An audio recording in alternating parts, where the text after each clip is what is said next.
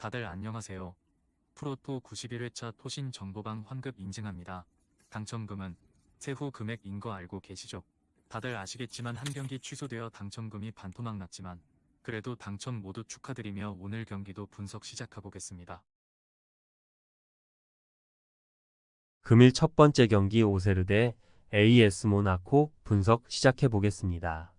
4-2-3-1 포메이션으로 경기를 소화해 나갈 것으로 보이고 시나요코, 페린, 베어, 라벨로손을 활용한 공격 루트를 통해서 득점 찬스를 생산해 나갈 것으로 보인다. 백업 자원인 펠라르하고 쿨리발리의 활약 여부 역시도 이번 경기의 중요한 키포인트가 될 것으로 예상된다. 4-4-2 포메이션으로 경기를 진행해 나갈 것으로 보이고 미나미노, 엠볼로, 발로건, 세기르를 중심으로 공격 패턴을 준비해서 득점포를 가동해 나갈 것으로 예상된다. 백업 자원인 일레니케나 하고 아킬루체의 활약 여부 역시도 중요한 관건이 될 것으로 보인다. 승격팀 옥세르의 경기력을 자세히 면밀하게 관찰해 본 결과 옥세르는 경기 도중에 최종 수비 진영과 미드필더 3선 사이 공간이 순간적으로 태평양보다 더 넓게 벌어지는 불안 요소가 존재한다. 수비와 미드필더 사이 공간에 균열이 발생되면 벌어져 있는 그 사이 공간에서 상대 공격진들이 슈팅과 결정적인 어시스트를 제공할 수 있는 찬스가 자주 발생된다. 금일 두 번째 경기 AC 밀란 대 베네치아 분석 시작해 보겠습니다. 4-2-3-1 포메이션으로 경기를 진행해 나갈 것으로 보이고 레앙, 플리식, 추쿠에제, 요비치를 중심으로 공격 패턴을 준비해서 득점포를 가동해 나갈 것으로 예상된다. 백업 자원인 오카프하고 알바로 모라타의 활약 여부 역시도 중요한 관건이 될 것으로 보인다. 3-4-3 포메이션으로 경기를 소화해 나갈 것으로 보이고 귀트케르, 오리스타니오, 엘레르트손, 잠파노를 활용한 공격 루트를 통해서 득점 찬스를 생산해 나갈 것으로 보인다. 백업 자원인 피에리니 하고 치르니고이의 활약 여부 역시도 이번 경기의 중요한 키포인트가 될 것으로 예상된다. 아직은 시즌 초반부가 진행 중이긴 하지만 베네치아의 경기력을 자세히 분석해보면 이번 시즌 최악의 수비 조직을 보여주고 있는 상태다. 특히 수비와 미드필더 사이 공간이 벌어지면서 발생되는 실점 위기 상황을 극복해내지 못하고 있고 측면 수비 뒷 공간을 상대 윙포워드 선수들에게 쉽게 노출하고 있다는 점도 쉽게 개선되지 못하고 있는 실정이다. 금일 세 번째 경기 본머스 대 첼시 분석 시작해 보겠습니다.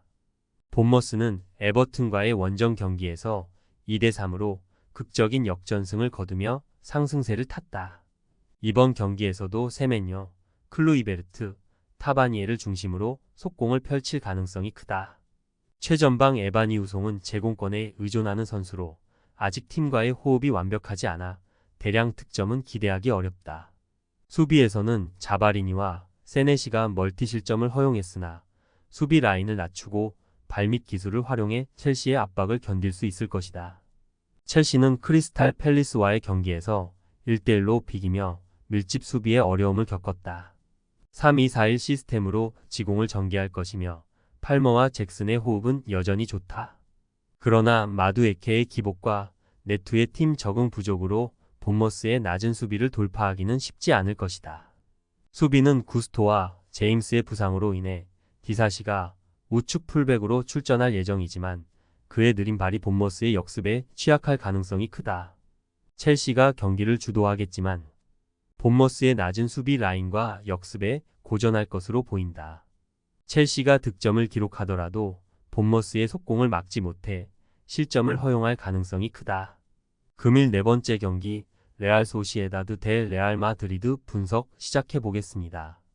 소시에다드는 최근 경기에서 안정적인 수비를 보였으나 공격 전개에 어려움을 겪고 있다. 헤타페와의 0-0 무승부에서 대등한 경기 흐름을 보였으나 득점 기회를 창출하지 못했다. 쿠보, 고메즈, 베커를 중심으로 속공 전개를 시도하겠지만 멘데스, 자아량과 같은 창의적인 자원들의 부재가 뼈아프다. 수비에서는 수벨디아와 파체코의 조합이 건재하지만 우측 풀백 트라오레와 오드리오솔라의 결장으로 레알 마드리드의 공격을 막아내는데 어려움이 있을 것으로 예상된다. 레알 마드리드는 최근 경기에서 꾸준한 성적을 유지하고 있으며 베티스와의 2대0 승리로 체급 차이를 입증했다. 비니시우스, 음바페, 호드리구로 구성된 막강한 공격진은 여전히 위력적이다. 벨링엄의 결장에도 ���러와 모드리치 같은 창의적인 자원들이 있어 공격 전개에는 문제가 없을 것이다. 수비에서는 맨디, 알라바, 밀리탕의 부상으로 불안한 모습을 보일 수 있지만 발베르데의 수비 가담이 소시에다드의 속공을 제어할 수 있을 것으로 보인다. 레알 마드리드가 경기를 주도할 가능성이 크다. 소시에다드가 역습을 통해 레알 마드리드의 수비를 공략할 수 있겠지만 전반적으로 레알 마드리드의 우세가 예상된다. 금일 5번째 경기 알크마르 대 헤이렌베인 분석 시작해 보겠습니다. 4-3-3 포메이션으로 경기를 소화해 나갈 것으로 보이고 페럿, 사디크, 반 브레데로드를 활용한 공격 루트를 통해서 득점 찬스를 생산해 나갈 것으로 보인다. 백업 자원인 포크하고 지프익의 활약 여부 역시도 이번 경기의 중요한 키포인트가 될 것으로 예상된다. 4-3-3 포메이션으로 경기를 진행해 나갈 것으로 보이고 칼스박, 세바우이, 알사이드를 중심으로 공격 패턴을 준비해서 득점포를 가동해 나갈 것으로 예상된다. 백업 자원인 니콜라 에스쿠의 활약 여부 역시도 중요한 관건이 될 것으로 보인다. 시즌 초반부터 알크마르하고 헤렌벤의 전력과 경기력을 분석해본 결과 홈앤드 어웨이 데이터적인 측면에서도 홈팀 알크마르의 승률이 더 높게 형성되어 있고 실제 경기력적인 부분 역시도 헤렌벤은 알크마르하고 비교적 부진한 경기력을 최근까지 보여주고 있다. 금일 6번째 경기 PSG 대 브레스트와 분석 시작해 보겠습니다.